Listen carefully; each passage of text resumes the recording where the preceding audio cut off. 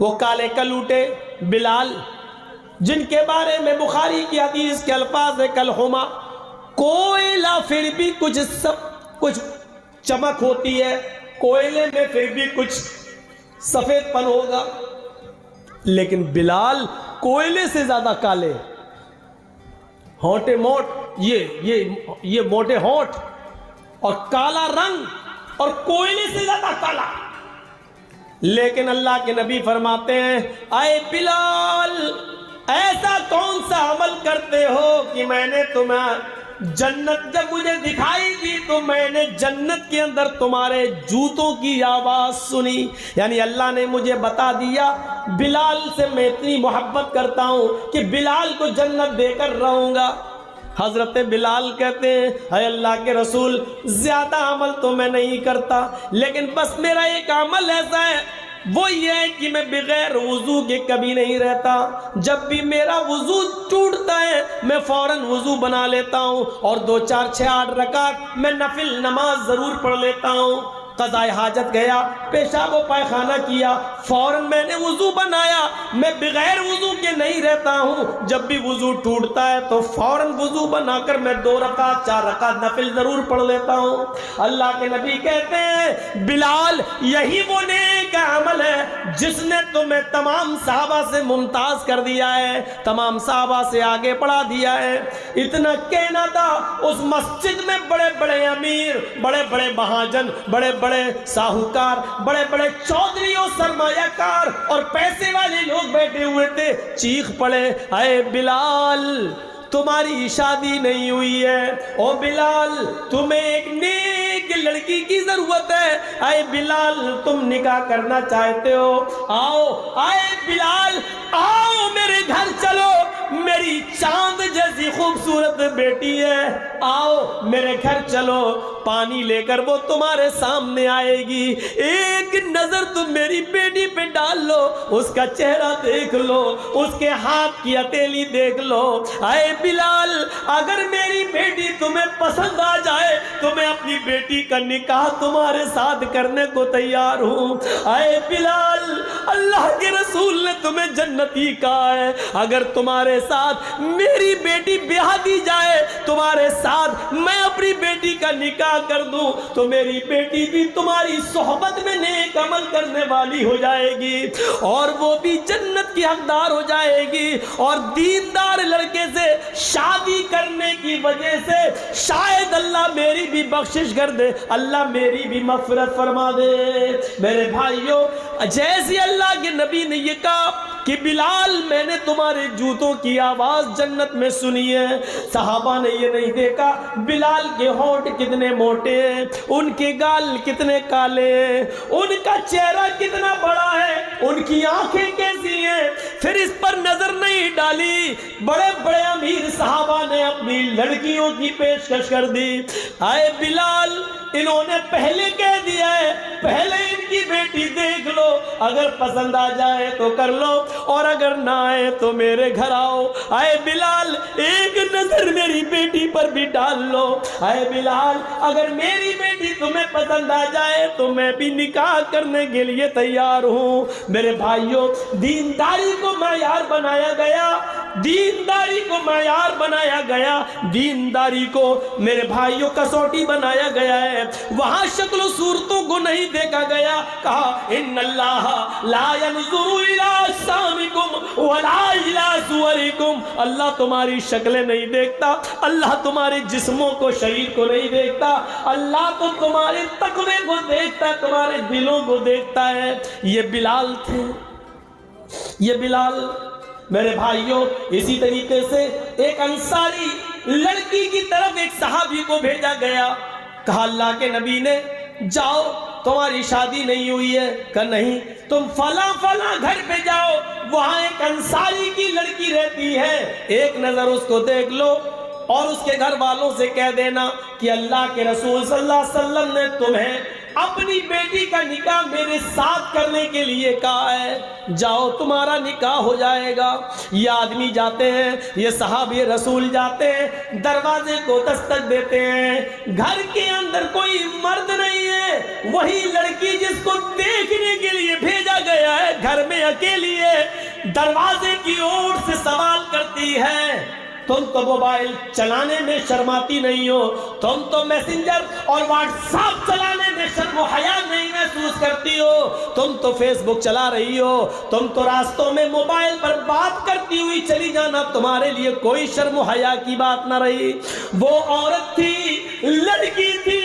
نبی اکرم نے اس کو دیکھنے کے لیے بھیجا تھا، صحابی رسول اسی کے گھر کو دروازے کو دستک دیتے ہیں، اندر سے آواز آتی ہے، کون؟ انہوں نے اپنا نام بتایا، میں کہنے لگے، اندر سے آواز آتی ہے، میرے ابو نہیں ہے، میری امی نہیں ہے، میں گھر میں اکیلی ہوں، اس لیے میں تمہیں اندر آنے کی اجازت نہیں دے سکتی، لیکن یہ تو بتاؤ تمہیں آنا کیسے ہوا، کس مقصد سے آئے ہو؟ کہنے لگے، یہ صحابی رسول اللہ کے نبی صلی اللہ علیہ وسلم نے تمہارے باپ کے پاس مجھے یہ پیغام دے کر بھیجا ہے کہ ان کی ایک بیٹی ہے۔ کہا ہاں میں ہی ان کی بیٹی ہوں۔ کہا مجھے اللہ کے نبی نے اس لیے بھیجا ہے کہ میں ان کی بیٹی کو ایک نظر دیکھ لوں، اور اس لیے بھیجا ہے کہ میں تمہارے باپ سے یہ کہوں کہ اللہ کے رسول نے تمہیں اپنی بیٹی کا نکاح میرے ساتھ کرنے کا حکم دیا ہے۔ اس بیٹی نے گھر کے اندر سے آواز آتی ہے، تمہیں قسم ہے اس رب کی عزت و جلال کی جس کے ہاتھ میں میری جان ہے اور تمہاری جان ہے، اگر تمہیں جناب محمد رسول اللہ نے حکم دے کر بھیجا ہے اور یہ کہا ہے کہ اس گھر میں ایک لڑکی ہے اس کو دیکھ لو،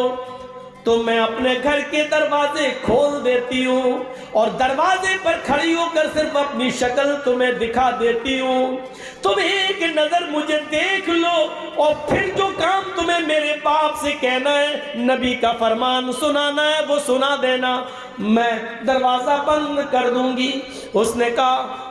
آئل فلاں کے باپ کی بیٹی، میں قسم کھا کر کہتا ہوں اللہ کے عزت و جلال کی کہ اللہ کے نبی نے مجھے تمہیں دیکھنے کے لیے بھیجا ہے۔ اس نے دروازہ کھول دیا، نیچے نگاہ کر لی، ایک نظر دیکھنے کے لیے اس نے اپنا چہرہ اٹھا لیا، کیونکہ لڑکی بھی ایک نظر لڑکے کو دیکھ سکتی ہے، اس نے بھی اپنا چہرہ اٹھا لیا اور اس کے بعد اس نے کہا، شاید اب تم نے مجھے ایک نظر دیکھ لیا ہے، اس کے بعد اب تمہارے لیے دیکھنا جائز نہیں ہے۔ یہ کہہ کر اس نے دروازہ بند کرتے ہوئے کہا، اے میرے نبی کے صحابی، اگر نبی کی اجازت ہے تو تم بصد خلوص دیکھ کر اپنے دلوں میں ارمان پیدا کر کے شادی کا خواب و سپنا سجا کر جا سکتے ہو، لیکن یاد رکھنا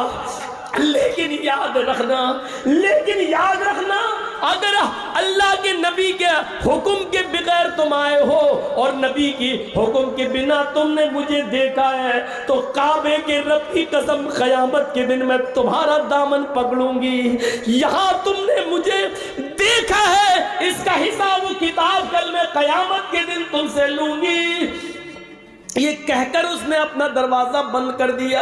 میرے پیارے ساتھیوں، کل تک نبی کے حکم کے بعد وہ اپنا دروازہ کھول کر صرف اپنا چہرہ دکھا کر دروازہ بند کر دیتی تھی اور جاتے جاتے یہ کہہ دیتی تھی کہ اگر یہ نبی کا حکم نہیں اور تم نے کوئی پلاننگ کر کے مجھے دیکھنے کی کوشش کی تو اس کا فیصلہ کل قیامت کے دن ہوگا۔ میری بہنوں، آج اس زمانے میں کون سی امیدیں تم سے لگائی جائیں، آج کیا کہا جائے، آج کے دور میں کون ہے جو یہ کہہ سکے کہ اگر تمہیں اللہ کے رسول کے حکم سے دیکھ رہے ہو تو ٹھیک، ورنہ ایسے دیکھ رہے ہو تو قیامت کے دن ہمارا حساب و کتاب تم سے قیامت کے دن ہوگا۔ کیا یہ زبان ہے تمہارے پاس کہنے کی؟ نہیں ہے۔ تم تو ایک آرڈر پر واٹس ایپ پر اپنا فوٹو بھیج دیتی ہو، تم کو ملنے کے لیے تم تو ملنے کے لیے ایکسیبیشن، نمائش، یہاں تک کہ جلسوں کے اندر بھی چھپ چھپا کر ملنے کے وعدے موبائلوں پہ کر لیتی ہو۔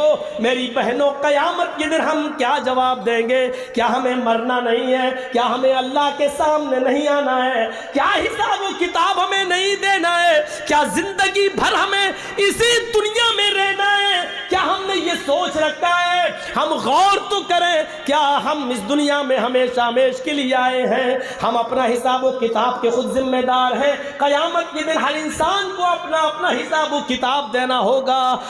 لا تزر وازرۃ وزر اخری، قیامت کے دن کوئی دوسرے کا بوجھ نہیں اٹھائے گا، سب اپنا اپنا بوجھ اٹھائیں گے۔ اس جملے پر غور کرو، اگر اللہ کے رسول کی اجازت ہے تو ٹھیک، ورنہ یاد رکھنا میری شکل، میرا چہرہ، میری آنکھ، میرے ہونٹ، میرے گال، میری پیشانی، میرے سر کے بال تمہارے لیے دیکھنا حرام ہے، اور قیامت کے دن میں تم سے اس کا حساب لوں گی، تمہارا گریبان پکڑوں گی۔ میرے بھائیوں، اپنے ہونے والے شوہر کے سامنے،